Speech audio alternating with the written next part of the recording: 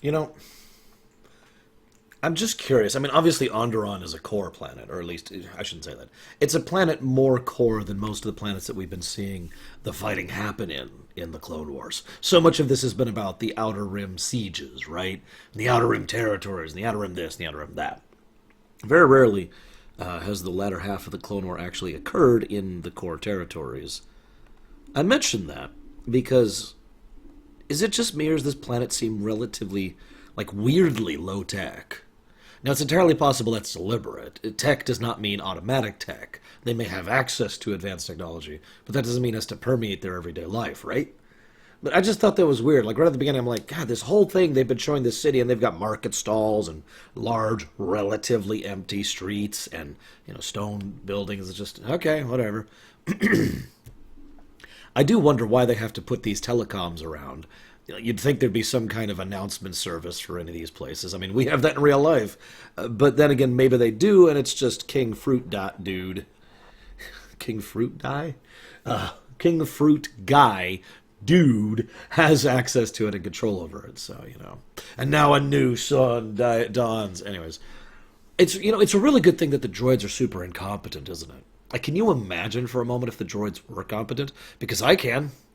Hey, yeah! And the droids are like, they're showing rebellious tendencies, initiate execution protocol, and they just start shooting people.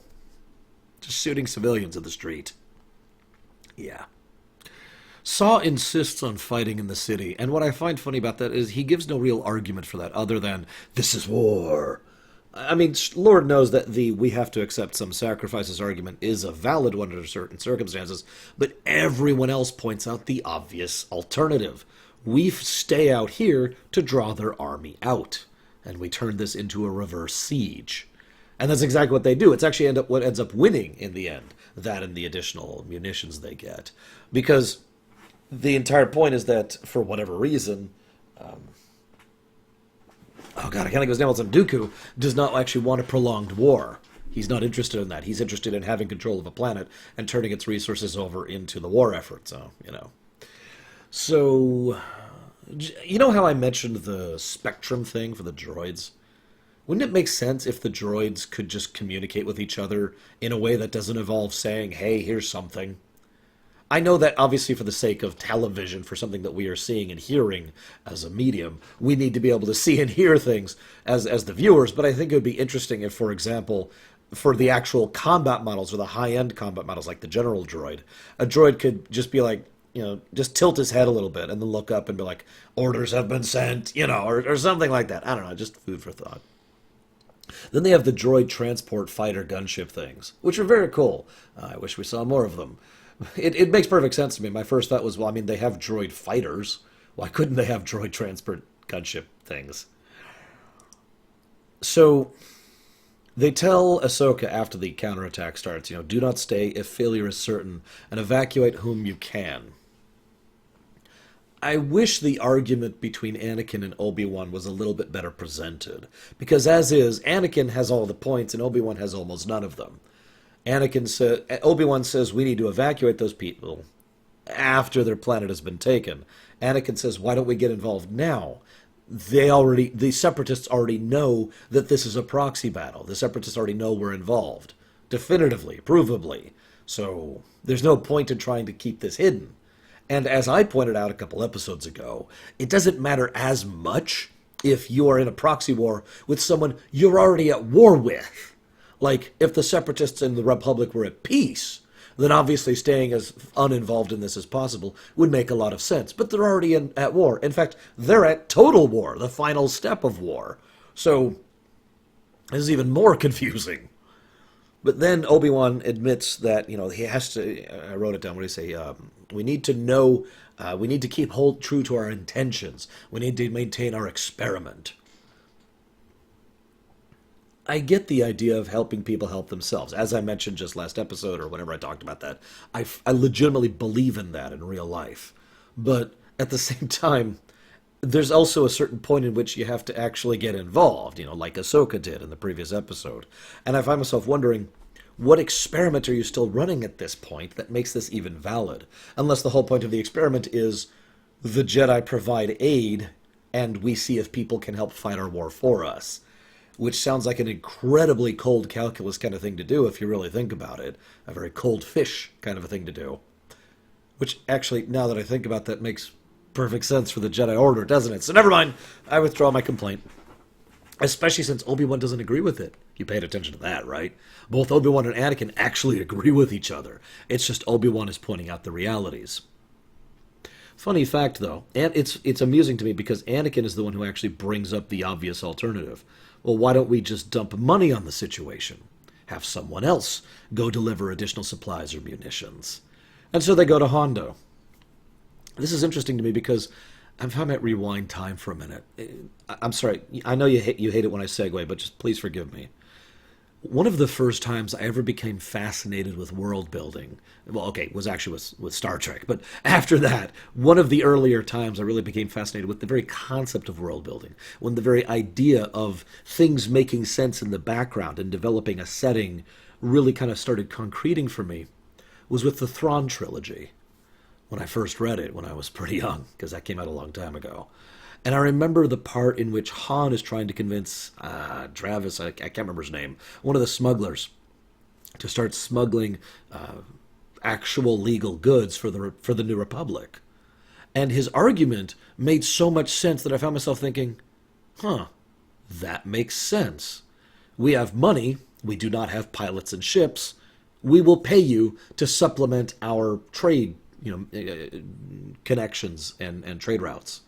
And that made so much logical sense that something about that just kind of clicked with me and probably led to an entire lifetime of studying economics. I'm kidding. I'm pretty sure that started earlier than that.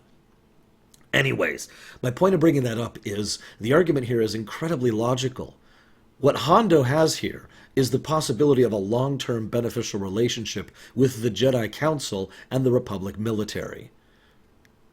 I mean, think about it for a second. If Hondo decides to go ahead and start buying munitions, buying high-grade weapons, buying military weapons, and then just sitting on them over the possibility, or indeed actually reaching out to the Republic military and the Jedi in particular and being like, so, you got anywhere you want me to send these?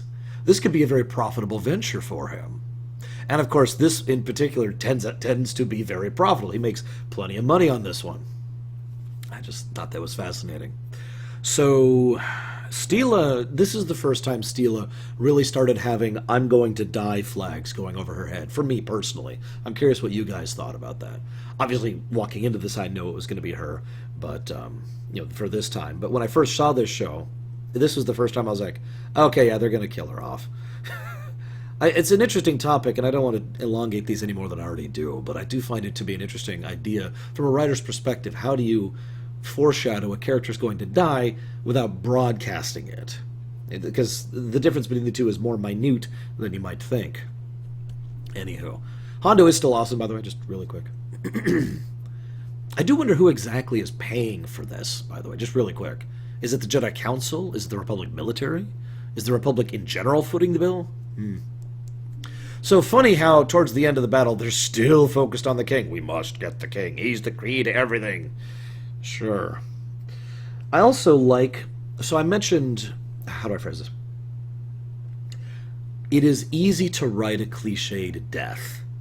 But I actually think they did a really good job, like a praiseworthy job of the death of Stila.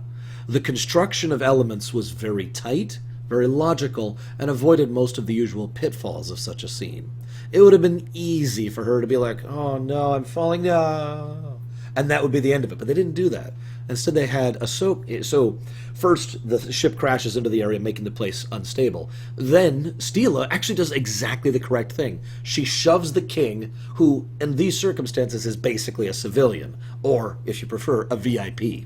Someone whose life is basically more important than yours, and someone who is not as trained to take care of themselves as you are. It's classic military mindset right there, or at least how it should be. You take care of the person who can't take care of themselves first, then you take care of yourself. If you don't understand the concept, let me just state this very simply. If you're in an airplane and the oxygen mask comes down, you put yours on your child first, then you take care of yourself, because they can't take care of themselves. Make sense? So she does the right thing, gets him to safety, then starts to take care of herself.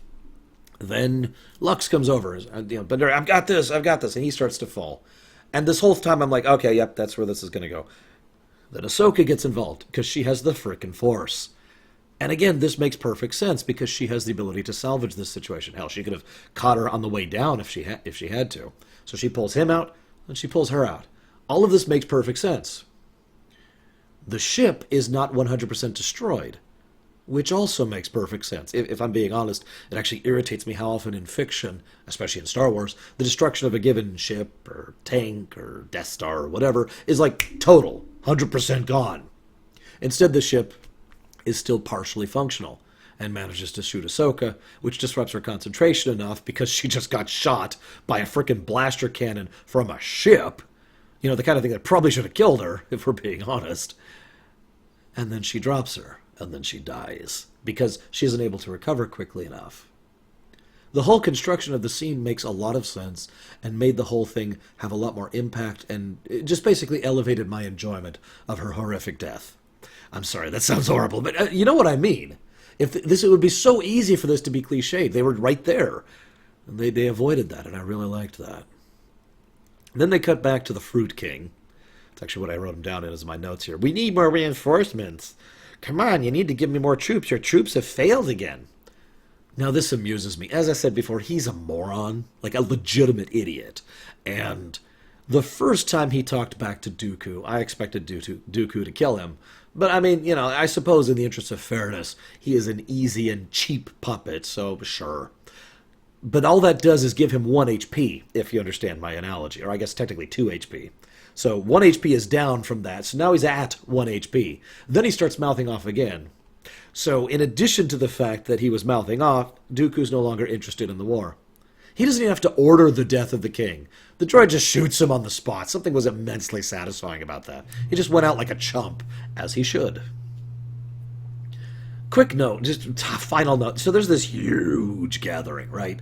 That's probably thousands of people. What are the people at the back listening to? Or watching? I've always wondered that when it comes to these kind of things. Like, all they're hearing is, yeah, what's going on? I don't know. Of course, if they have proper tech level, they might have like little displays or little pads or whatever. They're like, oh, so that's what's going on up there. I digress. Hope you've enjoyed this particular arc. It's time to move on to the Younglings arc. I'll see you around, guys.